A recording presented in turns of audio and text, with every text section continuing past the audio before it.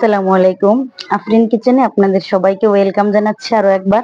আশা করি সবাই ভালো আছেন। আল্লাহ তাআলার অশেষ রহমতে আমিও অনেক ভালো আছি। তো আজকে আমি আপনাদের সাথে শেয়ার করব সবচেয়ে বেশি মজা করে কিভাবে ডাল ভুনা করা যায়। তো এভাবে ডাল ভুনা করলে খাবার টেবিলে যত আইটেমই থাকুক না কেন, আপনাকে কিন্তু এই ডাল ভুনা দিয়েই সবচেয়ে বেশি ভাত খেতে হবে। অন্য কোনো আইটেম আপনার আর কোনো দরকার হবে না। তো এর জন্য আমি প্রথমে নিয়ে নিয়েছি 1 কাপ পরিমাণ ডাল, মুসুরির ডাল। তো চিকন দানার হোক বা মোটা দানার হোক, এতে কোনো সমস্যা নেই, যে কোনো ডাল দিয়ে আপনি করতে পারেন। তো খুব সুন্দরভাবে আমি কচলে কচলে ধুয়ে নিচ্ছি যতক্ষণ পর্যন্ত এর থেকে সাদা পানি বের না হচ্ছে।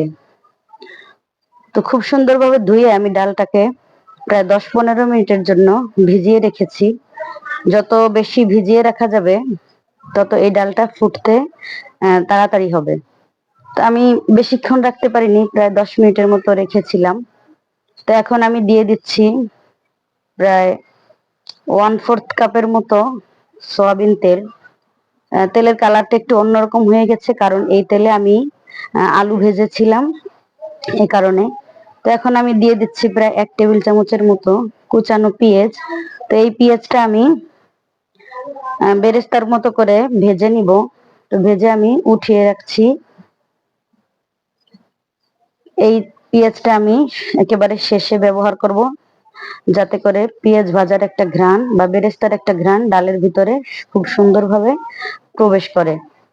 আর এখানে আমি দিয়ে নিয়েছি 1/4 কাপের মতো পেঁয়াজ কুচি, সেই সাথে আছে 2-3 কোয়া রসুনের কুচি। সবগুলো দিয়ে প্রায় 2-3 মিনিটের মতো আমি এটাকে নেড়ে চেড়ে নিয়েছি। এরপরে আমি দিয়ে নিচ্ছি সেই ধোয়া ডালগুলো। সবগুলো ডাল দেওয়া হয়ে গেছে আমার। এখন আমি এই তেলের উপরেই একটু নাড়াচাড়া করে নিচ্ছি এর গায়ের পানিটা শুকানো পর্যন্ত। এরপরে আমি দিয়ে নিব এর ভিতরে 1/2 চা চামচের মতো হলুদের গুঁড়া, 1/2 চা চামচ মরিচের গুঁড়া। সেই সাথে দিয়ে নিচ্ছি আমি 1 চা চামচ লবণ।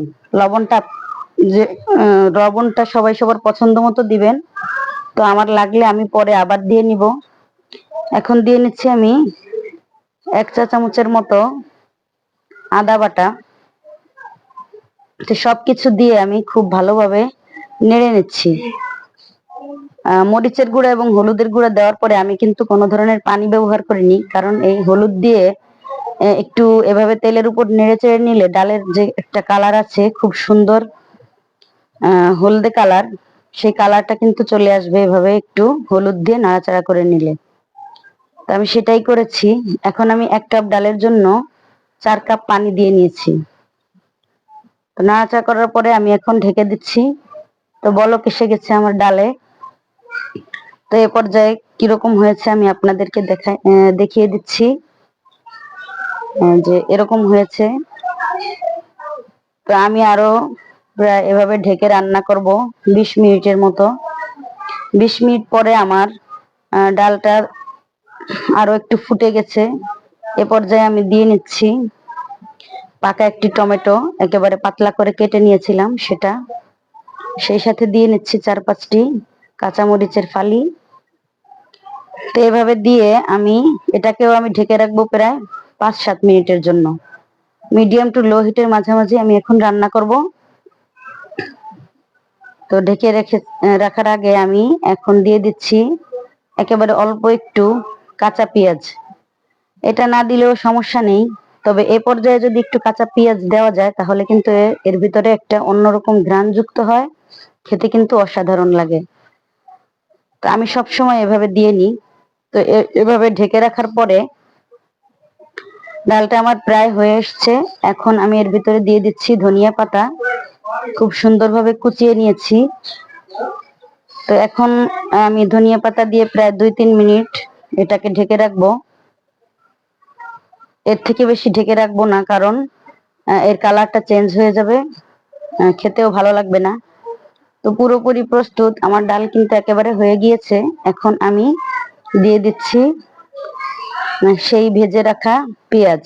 এতে করে অন্যরকম একটা স্মেল যুক্ত হবে খাওয়ার সময় খুবই ভালো লাগবে। তো দেখে নিচ্ছি লবণ। কমপ্লিট হয়ে গেছে আমার রান্না।